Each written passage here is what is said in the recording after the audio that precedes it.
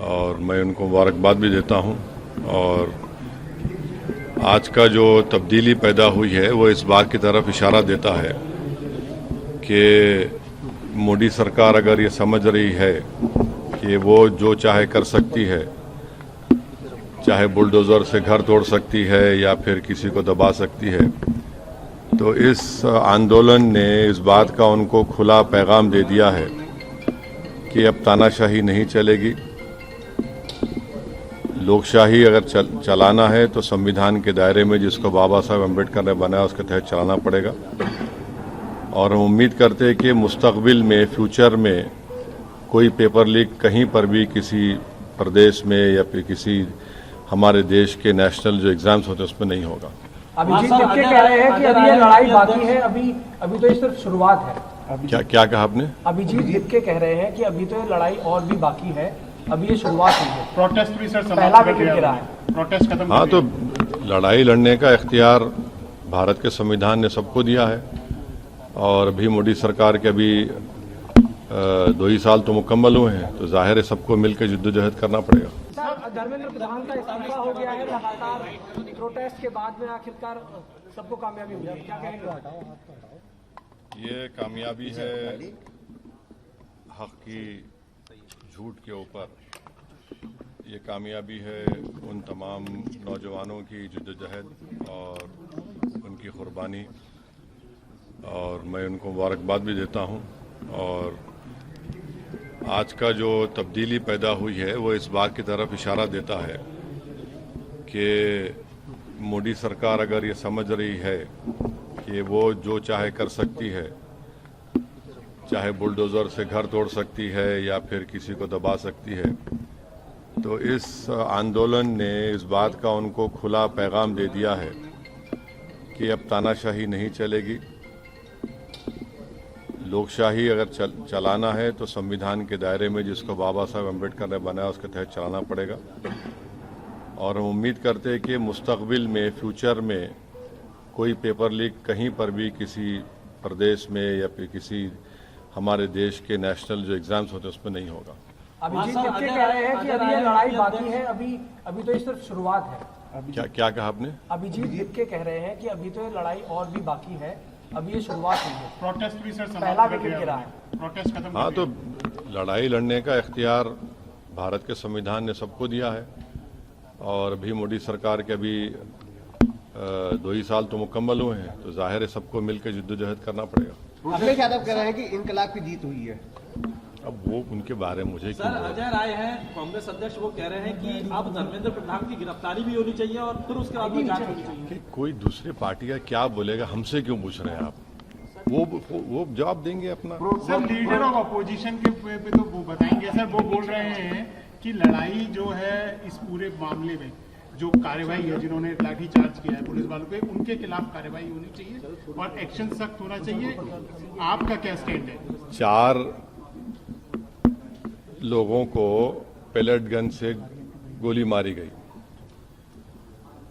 और एक की तो आंख जाए होने वाली है।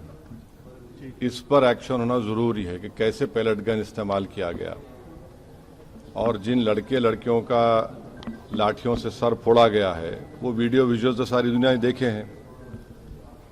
और वो मसला दिल्ली हाई कोर्ट में भी गया है, अब शायद सुप्रीम कोर्ट भी उसमें सुनवाई होगी। तो सरकार को चाहिए कि ये कैसे हो रहा है।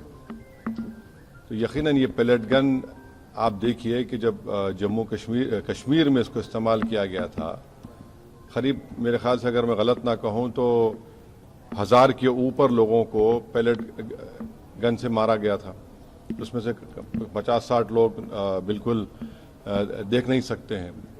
तो पेलेट गन का इस्तेमाल जिन 4 युवाओं पर हुआ है उसकी तो तहकीकात होनी चाहिए। एक तो मंसूरी है जबलपुर मध्य प्रदेश के जो BA MBA करे, एक इसमें कोई आपकी बरादरी का आउटलुक का जर्नलिस्ट है। तो ऐसे कैसे होगा? तो बिल्कुल गलत हुआ है।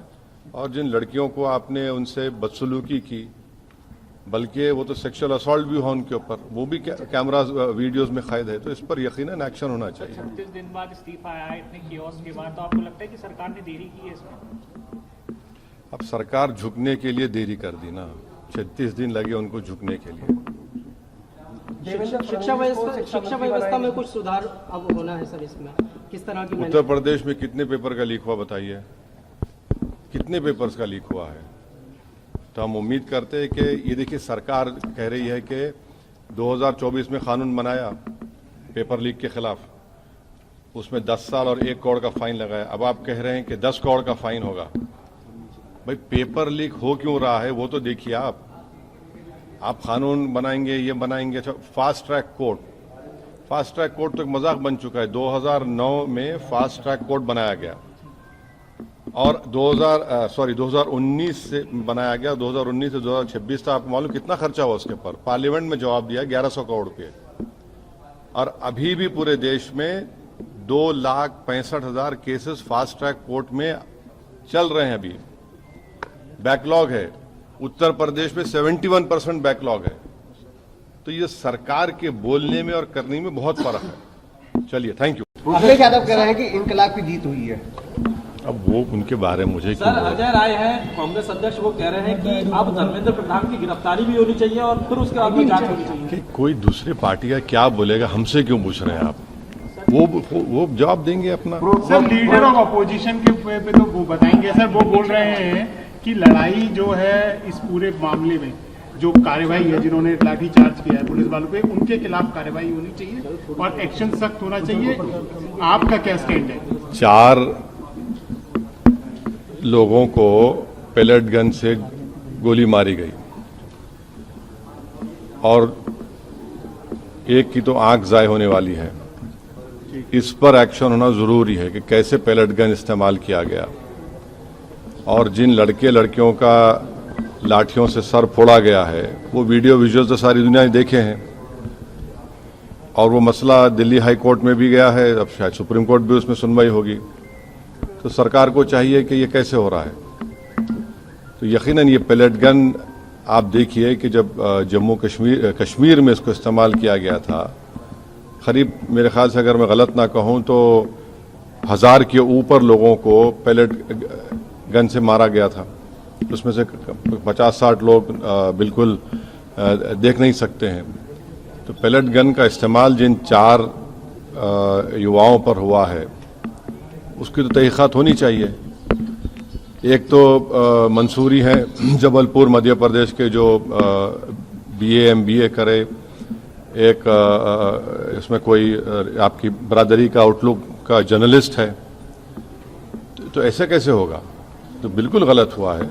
और जिन लड़कियों को आपने उनसे बदसलूकी की, बल्कि वो तो सेक्सुअल असॉल्ट भी हुआ उनके ऊपर, वो भी कैमरा वीडियोस में कैद है। तो इस पर यकीनन एक्शन होना चाहिए। 36 दिन बाद इस्तीफा आया है, इतने कियोस के बाद, तो आपको लगता है कि सरकार ने देरी की है इसमें? अब सरकार झुकने के लिए देरी कर दी ना, 36 दिन लगे उनको झुकने के लिए।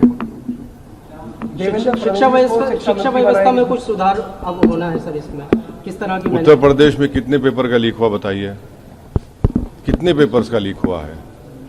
तो हम उम्मीद करते हैं कि ये देखिए सरकार कह रही है कि 2024 में कानून बनाया पेपर लीक के खिलाफ, उसमें 10 साल और 1 करोड़ का फाइन लगाया। अब आप कह रहे हैं कि 10 करोड़ का फाइन होगा।